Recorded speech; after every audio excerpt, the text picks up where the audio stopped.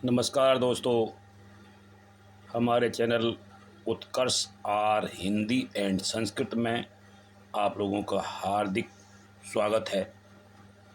दोस्तों, आज आपके लिए मैं लाया हूँ व्यंजन संधि और विसर्ग संधि का संक्षिप्त परिचय और साथ साथ 30 ऐसे प्रश्न जो आपके बहुत ही काम आने वाले हैं। तो दोस्तों, हम चलते हैं अपने विषय की ओर। व्यंजन संधि। व्यंजन संधि व्यंजन संधि में क्या होता है कि पहले शब्द का जो अंतिम वर्ण है वो कोई व्यंजन अथवा स्वर हो सकता है और दूसरे शब्द का जो प्रथम स्वर है वो भी कोई स्वर अथवा व्यंजन हो सकता है। और इसी में क्या होता है कि जो विकार होता है वो व्यंजन में ही होता है, इसलिए इसका नाम व्यंजन संधि रखा गया है। तो यहाँ पर आप देखेंगे कि पहले इन्होंने दिया है कि का वर्ग के वर्णों का उसी के तीसरे कोई स्वर, कहते हैं कि पहले वर्ग का प्रत्येक वर्ग का पहला वर्ण यदि आता है कब, पहले शब्द के अंत में, उसके बाद में कोई स्वर या किसी वर्ग का तीसरा या चौथा वर्ण अथवा अंतस्थ व्यंजन, अंतस्थ व्यंजन आप जानते होंगे, या अलावा आए तो वर्ग का प्रथम वर्ण तीसरे वर्ण में बदल जाता है। इसका जो नियम है वो ये है कि वर्ग के पहले वर्ण का तीसरे वर्ण में बदल जाना। तो दोस्तों देखिए, यहाँ पर मैंने दिया है आपको का परिवर्तन किस प्रकार गा में हो गया है, चा का जा में, टा का डा में, ता का दा में और पा का वा में, यानी तीसरे में परिवर्तन हुआ है। इसके बाद में जो अगला इसका जो नियम आता है वो कहता है कि वर्ग के पहले वर्ण का 5वें वर्ण में परिवर्तन। अगर का चा ता टा पा ये पहले आए, अर्थात पहले शब्द के अंत में आए और फिर अगले शब्द के शुरू में ना या माँ हो, तो का परिवर्तन गा में, यानी कि उसके 5वें वर्ण के रूप में हो जाता है। का गा में, चा का या में, टा का अणा में, ता का ना में और पा का मा में परिवर्तन हो जाता है। इसके बाद में आप देखेंगे व्यंजन संधि का छा संबंधी नियम। ये नियम क्या है? कोई ह्रस्व या दीर्घ स्वर और उसके बाद छा, यानी अगले शब्द के शुरू में छा आए तो छा के आगे चा जुड़ जाता है, हलंत चा जुड़ जाता है। और जैसे कि ये दिया हुआ है परि प्लस छेद और आ गया इसका परिणाम परिच्छेद, तो यहाँ पर आपने देखा कि यहाँ छा के आगे हलंत सा यानी आधा चा जुड़ गया है। आगे इससे चलते हैं हम कि माँ संबंधी नियम व्यंजन संधि का क्या है। माँ संबंधी नियम है, कहता है कि पहले वर्ण के पहले शब्द के अंत में माँ, हलंत माँ, और उसके बाद में जो अगला शब्द शुरू होता है वो का से माँ तक या कोई स्पर्श व्यंजन उसके शुरू में अगर आ जाता है तो माँ का परिवर्तन गा या ला माँ ना और माँ में हो जाता है। जैसा कि आप आगे देखेंगे, माँ प्लस का वर्ग का गा में बदल गया, चा आया तो या में बदल गया, टा आया तो णा में बदल गया और ता आया तो ना में बदल गया, माँ आया तो पा आया तो माँ में बदल गया। इस प्रकार से ये परिवर्तन आपने देखे, जैसे कि सम प्लस तोष बराबर होता है संतोष। अब देखिए नंबर 4 बी, चौथे का जो बी आता है, माँ का अनुस्वार में परिवर्तन। अभी हम जो पढ़ रहे हैं ये माँ संबंधी नियम ही पढ़ रहे हैं। इसका बी खंड है माँ का अनुस्वार में परिवर्तन, यानी माँ जो है यदि पहले शब्द के अंत में आता है हलंत माँ, तो उसके बाद में जो अगला शब्द है उसका जो प्रथम या रा ला वा श स हा अगर है तो माँ अनुस्वार यानी अंक की बिंदी में बदल जाता है, जैसे कि सम प्लस सार बराबर संसार। अगला है माँ संबंधी नियम। माँ का परिवर्तन ना में हो जाना। माँ का परिवर्तन ना में होना नहीं का मतलब ये है कि माँ का परिवर्तन नहीं होना। कैसे? माँ अगर आता है पहले शब्द के अंत में माँ हलंत, और फिर अगला शब्द फिर माँ से शुरू होता है, तो वो उसी प्रकार रहता है, उसमें कोई परिवर्तन नहीं होता। जैसे कि आप देख रहे हैं कि सम प्लस मति, सम्मति, सम प्लस मान बराबर सम्मान। इसके बाद में आता है व्यंजन संधि का ता संबंधी नियम। ता संबंधी नियम में क्या है दोस्तों कि ता या दा के बाद यानी पहले शब्द का जो अंतिम व्यंजन है वो ता या दा है, उसके बाद में जब अगला शब्द शुरू होता है उसके आरंभ में जा या झा आ जाता है, तो ता या दा जा में बदल जाते हैं। और इसी प्रकार आप देखेंगे इसका उदाहरण उत प्लस ज्वल बराबर उत्ज्वल, बेपद प्लस जाल बराबर बेपद जाल। तो यहाँ आपने देखा कि ता जा में बदल गया और दा भी जा में बदल गया है। इसका अगला जो खंड है ता संबंधी नियम का, वो कहता है कि ता या दा प्लस शा। ये कहता है कि ता या दा यदि पहले शब्द के अंत में आता है और उसके बाद में शा हलंत अगर है, तो ता या दा का चा में और शा का छा में परिवर्तन हो जाता है। जैसे कि उत प्लस श्वास, इधर आप देख रहे हैं कि ता हलंत है, उधर शा हलंत है, और बन जाता है इसका उच्छ्वास। आगे चलते हैं। ता प्लस टा या डाहो, कहता है कि ता हलंत जो है वो पहले शब्द के अंत में हो और उसके बाद में जो अगला शब्द शुरू होता है उसके प्रारंभ में टा या डा हो, तो ता का परिवर्तन टा या डा हलंत में होना। ता प्लस टा बराबर ता का टा और ता का डा हो जाएगा। जैसे कि उत प्लस डयन, तो ता का डा हो गया, उड्डयन हो गया। उत प्लस टीका, ता का टा हो गया, तट टीका हो गया। इसके बाद में आता है, इससे अगला खंड इसका ता संबंधी नियम का, ता का ला में बदलना। ता प्लस ला यानी पहले शब्द का जो अंतिम व्यंजन है वो ता हलंत, उसके बाद में अगला शब्द ला से शुरू होता है, तो ता का परिवर्तन हलंत ला में हो जाएगा। जैसे कि उत प्लस लंघन बराबर उत्लंघन। इसके बाद आता है ता का दा में तथा हा का धा में परिवर्तन। तो ता जो है यदि पहले शब्द के अंत में ता है, अगला शब्द हा से शुरू होता है, तो ता का परिवर्तन दा में हो जाएगा और हा का परिवर्तन धा में हो जाएगा। जैसे कि आप देख रहे हैं ता प्लस हा बराबर दा और धा, और दा प्लस हा बराबर दा और धा। इस प्रकार से उत प्लस हार उद्धार, यहाँ पर ता का दा हो गया और हा का धा हो गया, तो ये उद्धार हो गया। पद्धति, पद प्लस हति, हा धा में बदल गया और दा में। इस प्रकार से अगला नियम इसका ता का है, ता का चा में बदलना। तो देखिए दोस्तों, ता चा में कब बदलता है?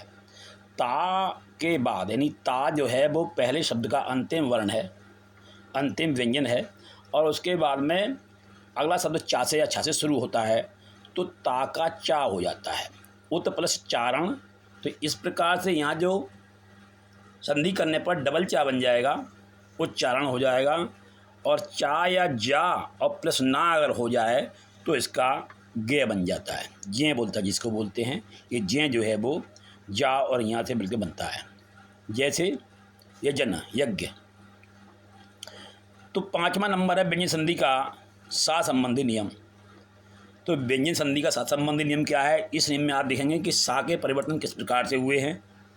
आ प्लस आ यानी लघुआ और दीर्घ आ को छोड़कर कोई भी स्वर आए और उसके बाद में सा अगले शब्द के इस प्रारंभ में हो, तो सा का परिवर्तन ख में हो जाता है, यानी कि पेट चिरा सा में अलंत में हो जाता है। जैसे कि निषेध, निषेध में आप देख रहे हैं, निषेध में कि यहाँ पर जो है सा का से बन गया, निषेध हो गया। सुसुप्त, इसी प्रकार ये पेट चला सा, इसमें बदला है। तो व्यंजन संधि का टा ठा संबंधी नियम क्या है? यदि शब्द के प्रारंभ में, पहले शब्द के अंत में, ये कहिए पहले शब्द के अंत में यदि शा हो और उसके बाद में ता या था आता हो, यानी अगले शब्द के प्रारंभ में ता या था आता हो, तो ता का टा और था का ठा हो जाता है। जैसे कि आकृष्ट, आकृष्ट, आकृष्ट में आप देख रहे हैं ता जुड़ा है तो ता का टा हो गया है, और पृष्ठ में था में ठा हो गया है, तो ये पृष्ठ बन गया है। अगला है व्यंजन संधि का ना संबंधी नियम। तो यहाँ दोस्तों, यदि पहले शब्द के अंत में री, रा, श हो और वो अगला शब्द ना से शुरू होता हो, दोनों पदों के बीच में का वर्ग या पा वर्ग या वाहा वर्ण हो, तो ना ला में बदल जाता है। कैसे? जैसे भर प्लस अन बराबर भरण हो गया, री प्लस अन बराबर ऋण हो गया, राम प्लस आयन तो यहाँ पर रामायण हो गया। तो व्यंजन संधि ये आपने समझी। अब आपको ले चलते हैं व्यंजन संधि से संबंधित जो प्रश्न हैं उनसे आपका परिचय कराते हैं। पहला प्रश्न है, किस प्रकार की संधि को व्यंजन संधि कहते हैं? तो किस प्रकार की संधि को, मतलब ऐसी संधि जिसमें पहले शब्द के अंत में और दूसरे शब्द के आरंभ में कोई व्यंजन अथवा स्वर हो। ऐसी स्थिति में व्यंजन में विकार उत्पन्न होते हैं, ऐसी संधि को व्यंजन संधि कहा जाता है। प्रश्न है, कौन से शब्द में व्यंजन संधि है?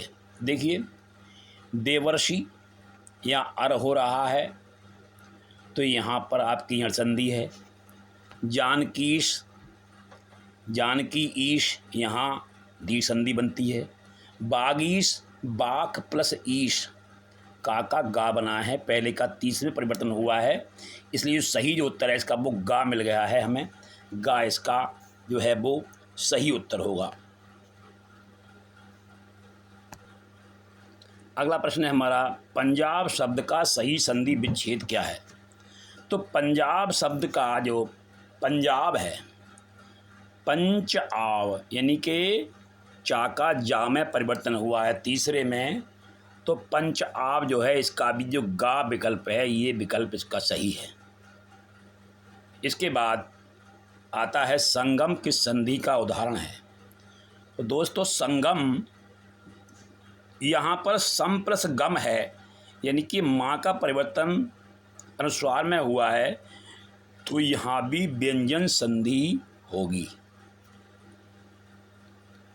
उसके बाद में आता है उच्छ्वास। उच्छ्वास का सही संधि विच्छेद क्या है? तो यहाँ पर ता का परिवर्तन चा में हुआ है, उत्श्वास। सही उत्तर इसका जो है वो उच्छ्वास होगा। इसके बाद है निम्नलिखित में व्यंजन संधि का उदाहरण कौन सा है? तो देखिए, यहाँ पर आप देखेंगे उद्यत, परमौषध, दुरुपयोग, ये तीनों संधियाँ व्यंजन संधि में नहीं हैं। उद्यत शब्द जो है ये व्यंजन संधि का है। इसके बाद उच्चिष्ट शब्द का विच्छेद।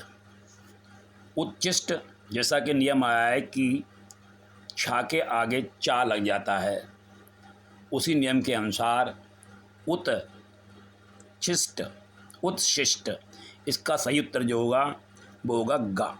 गा विकल्प इसका सही उत्तर होगा, उत्शिष्ट।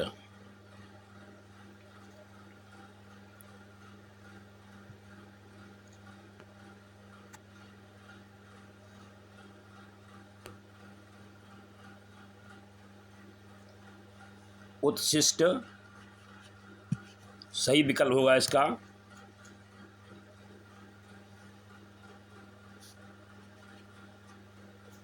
इसके बाद में आता है सच्छात्र का उचित विच्छेद कौन सा है। तो यहाँ भी यही कंडीशन है, ताका चा बनना। तो ये सत छात्र, और लेकिन यहाँ क्या है, शास्त्र की बात आ रही है, सत शास्त्र होगा, ये सही उत्तर है इसका खा। फिर माँ का परिवर्तन अनुस्वार में किस संधि के अनुसार होता है, ये भी आपको ज्ञात हो चुका है। माँ का परिवर्तन जो अनुस्वार में होता है वो व्यंजन संधि के अंतर्गत होता है। उसके बाद आता है किस संधि में वर्ग का पहला वर्ण तीसरे में परिवर्तित हो जाता है। तो ये नियम भी व्यंजन संधि के अंतर्गत ही आता है। सत प्लस जन्म, इसका जो सही बनेगा वो सत जन्म, यानी ता का परिवर्तन जा में हो जाएगा। तो ये बनेगा आपका खा विकल्प सज्जन। इसके बाद में आता है परि प्लस छेद, परिच्छेद। तो यहाँ भी आप देखेंगे कि यहाँ चा के आगे, छा के आगे चा लगा हुआ है, यहाँ भी व्यंजन संधि होगी।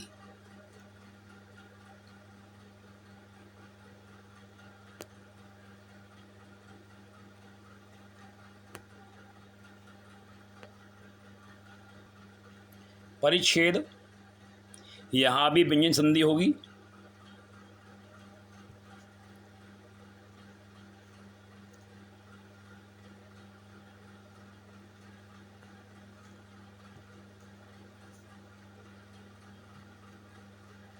अब आता है जगन्नाथ, जगतनाथ। यहाँ पर भी व्यंजन संधि है, ता जो है वो ना में बदल गया है, ये इसका का विकल्प सही होगा। तो ये था हमारा व्यंजन संधि और उसके जो प्रश्न थे वो। इसके आगे अब हम चलते हैं अगले प्रश्न पर, जिसमें हम शुरू करते हैं इसके बाद विसर्ग संधि। विसर्ग संधि ये क्या है? विसर्ग संधि ये इसमें जो पहला शब्द होता है उसके अंत में कोई विसर्ग दिया होता है और उस विसर्ग में ही विकार उत्पन्न होते हैं, उसी में ही परिवर्तन होते हैं। तो यहाँ पर आप देखेंगे एक उदाहरण दिया हुआ है इसमें, नि प्लस शब्द। यहाँ पर आप देख रहे हैं कि जो विसर्ग है उसका परिवर्तन शाह में हुआ है, शाह हलंत में, तो ये निशब्द बन गया है। एक इसका उदाहरण है नि प्लस संदेह, निस्संदेह हो गया है। यानी शाह सा में यदि जो है अगला जो शब्द है वो अगर शुरू होता है सा से, तब तो हलंत सा में बदलता है विसर्ग, और अगर शा से शुरू होता है तो हलंत शाह में बदलता है। इसके बाद में इसका अगला उदाहरण और है नि प्लस स्वार्थ। यहाँ भी जो है निस्वार्थ हो गया है। इसका अगला अखंड है यदि विसर्ग के बाद चा छा टा ठा ता था हो, यानी कि पहले शब्द के अंत में विसर्ग हो और अगला शब्द जो होता है वो चा छा टा ठा ता था से शुरू होता है, तो चा छा का शा हो जाता है और टा ठा का शा, ता था का सा। इस प्रकार से पहला उदाहरण नि प्लस छल, यहाँ पर शब्द चेंज हुआ है। निष्ठुर, निठुर ठा है तो ठा टाठा के साथ में जो बनना है वो शा बनना है। और उसके बाद में निस्तार, ता का जो परिवर्तन, ता के साथ में हुआ परिवर्तन विसर्ग का, वो हुआ है सा के रूप में। अगला नियम आता है विसर्ग का शा में बदलना, यानी पहले शब्द के अंत में ई या ऊ आ जाए विसर्ग से पहले, और फिर उसके बाद में काखा टाठा पाफा इनमें से कोई हो तो विसर्ग शा में बदल जाता है। जैसे नि प्लस कर्म बराबर निष्कर्म, निहि प्लस पाप बराबर निष्पाप, निहि प्लस फल बराबर निष्फल। यहाँ पर आप देखेंगे कि यहाँ तीनों रूप दिखाए गए हैं। उसके बाद में आता है विसर्ग का लोप हो जाना। आप देखिए विसर्ग कहाँ लोप होता है। लोप होने का मतलब ये कि विसर्ग लुप्त हो जाता है और जो दूसरे शब्द का आरंभ है वो वही रहता है। तो कहता है ई उ पहले हो विसर्ग से, और उसके बाद में शब्द रा, अगला शब्द रा से शुरू होता है तो विसर्ग का लोप हो जाता है, तथा ई लघु जो है वो दीर्घ में बदल जाती है और जो उ लघु है वो लघु उ दीर्घ ऊ में बदल जाता है। जैसे निरोग में नीरोग हो गया, निरब नीरब हो गया। अगला इसका नियम है विसर्ग के बाद में छा का छा होना और फिर उसमें जो है विसर्ग का लोप होना। तो इसमें क्या होता है कि इसमें छा के आगे आधा चा जुड़ जाता है। छत्र छाया, छत्र प्लस छाया, छा के आधे चा जुड़ गया, छत्र प्लस छाया हो गया। ऐसे अनु प्लस छेद, तो अनु के बाद में आधा चा जुड़ गया, इसमें छेद अनुच्छेद हो गया। इसके बाद में अगला नियम आता है इसका आ या आ पहले आए विसर्ग से और अगले शब्द के आरंभ में कोई स्वर हो तो केवल विसर्ग का लोप हो जाता है। अतः एव, अतएव, केवल विसर्ग गायब हुआ है। अगला नियम में विसर्ग में कोई परिवर्तन नहीं होता, जैसे कि प्रातः काल, अंतःकरण। विसर्ग का रा में परिवर्तन कब होता है? देखिए यदि आ के अतिरिक्त कोई स्वर आए प्लस किसी वर्ग का तीसरा, चौथा, पंचम वर्ण या अलावा में से कोई हो तो विसर्ग रा में बदल जाता है। जैसे कि दु प्लस बोध, दुर्बोध, नि प्लस गुण, निर्गुण, यहाँ भी रा बदला विसर्ग में, और यहाँ भी दुर्बोध में भी रा बदला विसर्ग में, विसर्ग का रा बन गया। अगला नियम आता है इसका आ के अतिरिक्त कोई स्वर आए और फिर उधर भी अगले शब्द के आरंभ में कोई स्वर हो तो विसर्ग रा में बदल जाता है। नि प्लस आशा बराबर निराशा, नि प्लस उपाय निरुपाय। अगला नियम में विसर्ग का ओ में परिवर्तन होना। आ के पहले, यदि विसर्ग से पहले अगर आ जाए लघु आ, उसके बाद में अगले शब्द में के आरंभ में या रा ला बा या हा हो तो विसर्ग ओ में बदल जाता है। जैसे कि मनः प्लस विकार, तो यहाँ पर जो है विसर्ग ओ में बदल गया, मनोविकार हो गया। इसी प्रकार पुरु प्लस हित, पुरोहित हो गया। तो दोस्तों ये आपका परिचय हुआ विसर्ग संधि से। पहले मैंने आपको परिचय कराया, वो कराया व्यंजन संधि से, उसके नियमों से परिचित कराया, उसके जो प्रश्न उत्तर हैं उनसे परिचित कराया। अब हम शुरू करते हैं विसर्ग के प्रश्न उत्तर। संधि, विसर्ग संधि किस संधि को कहते हैं?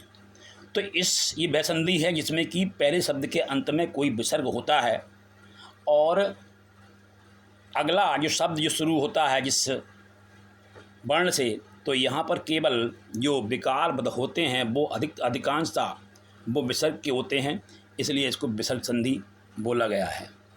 इसका अगला प्रश्न है निश्चल का सही संधि विच्छेद। तो निश्चल का सही विच्छेद क्या है? देखिए यहाँ समझने वाली बात यह है कि अगर हम इस जानना चाहते हैं कि सही विच्छेद क्या है तो यहाँ पर नी के साथ में अगर हम शा को हटा दें और विसर्ग लगा दें तो पता हो जाता है कि ये निश्चल जो है वो इसका सही उत्तर होगा। निश्चल, ये सही उत्तर होगा इसका। इसके बाद में आता है यश प्लस अर्थी, यशार्थी। इसका जो उत्तर सही है वो है यशार्थी, खा विकल्प है इसका। इसके बाद में आता है निर्धन शब्द में कौन सी संधि है? तो निर्धन जो बना है वो बना है निह प्लस धन से, और निह का मतलब ये हुआ कि यहाँ पर विसर्ग संधि होनी चाहिए। तो इसका सही उत्तर है खा विकल्प, विसर्ग संधि। उसके बाद में आता है आपका पांचवा प्रश्न, मनोयोग के विच्छेद होंगे। दोस्तों यहाँ पर जो है जमा का निशान नहीं है, ये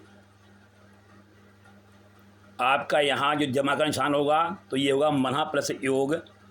इसी प्रकार ये होगा मनो प्लस योग। इसी प्रकार मन प्लस योग। इसी प्रकार इसमें ये कोई नहीं।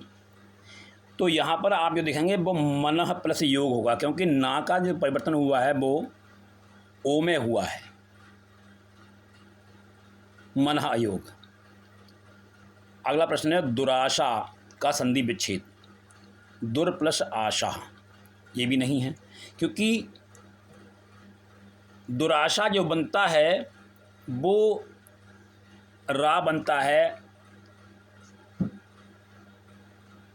यहाँ पर जो परिवर्तन होना है वो होना है काय में होना है, विसर्ग का रा में होना है, तो ये दु प्लस आशा होगा, इसका जब बनेगा ये दुराशा। अगला प्रश्न है नी प्लस कलंक का सही विच्छेद चुनिए। तो नी प्लस कलंक का सही विच्छेद होगा निष्कलंक, यानी काका के साथ ये वाला जो शा है ये बदला है, तो इसका सही उत्तर जो होगा वो होगा आपका खा उत्तर, निष्कलंक। धनुष टंकार, यहाँ टा के साथ में खा मिल रहा है, तो समझ लीजिए यहाँ पर आपका जो सही उत्तर है वो होगा धनु प्लस टंकार। ये भी विसर्ग संधि का ही क्वेश्चन है। दोस्तों आगे चलते हैं हम अगले प्रश्न पर, और यहाँ हमारा प्रश्न बनता है पहला, यशोदा शब्द में कौन सी संधि है। यशोदा, तो यहाँ पर आप देख रहे हैं कि ओ है और यश, यशः और यशदा, यशोदा, तो संधि होगी यहाँ पर विसर्ग संधि। यहाँ पर आपकी होगी विसर्ग संधि।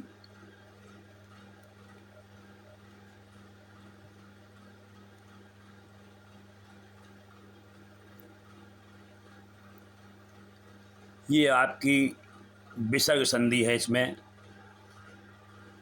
का उत्तर सही है इसका। कौन सा शब्द विसर्ग संधि का नहीं है? देखिए दुशासन, निश्चित, मनायोग, अनुच्छेद। तो यहाँ पर आप देख रहे हैं कि दुशासन, मनायोग और निश्चिंत ये तीनों ही वो विसर्ग संधि के हैं, लेकिन अनुच्छेद जो है वो ये विसर्ग संधि का नहीं है। अगला प्रश्न है इसमें, दुष्चरित्र किस संधि के अंतर्गत आता है? दुष्चरित्र बनता है दुह प्लस चरित्र, और ये आता है विसर्ग संधि के अंतर्गत, इसका सही उत्तर। उसके बाद में आता है निह प्लस तार। निह प्लस तार का जो सही उत्तर होगा निस्तार होगा, क्योंकि यहाँ पर जो ता का जो परिवर्तन हुआ है वो सा में हुआ है, तो ये बनता है आपका निस्तार। निष्ठुर, यहाँ आप देख रहे हैं कि जो शा है वो ठा के साथ में जुड़ा हुआ है, और ये नी प्लस ठुर है, तो यहाँ भी आपकी विसर्ग संधि ही संकेत दे रही है। इससे आगे आता है आपका निरोग शब्द में संधि है। तो निरोग शब्द में जो संधि है आपकी वो है विसर्ग संधि, कि यहाँ पर जो है वो लघु ई यानी हर्ष ई जो है वो दीर्घ में बदल गई है, तो ये आपकी विसर्ग संधि होगी यहाँ पर। उसके बाद में निरोग का संधि विच्छेद। निरोग, ये जो आप देख रहे हैं ये निरोग शब्द यहाँ पर गलत लिखा हुआ है, ये निरोग ही होगा, ये मिसप्रिंट हो गया है इसमें, ये निरोग होगा, यह जो है वो दीर्घ ई होगी, और इसका उत्तर होगा नि प्लस रोग, इसका सही उत्तर ये होगा। तो दोस्तों आपने इन संधियों को पढ़ा, मुझे आशा है कि ये आपको अच्छा लगा होगा, आपको पसंद आया हो तो आप इसको लाइक करें, और हो सके तो कमेंट करें, और सब्सक्राइब करें। आपने वीडियो देखा, बहुत बहुत धन्यवाद।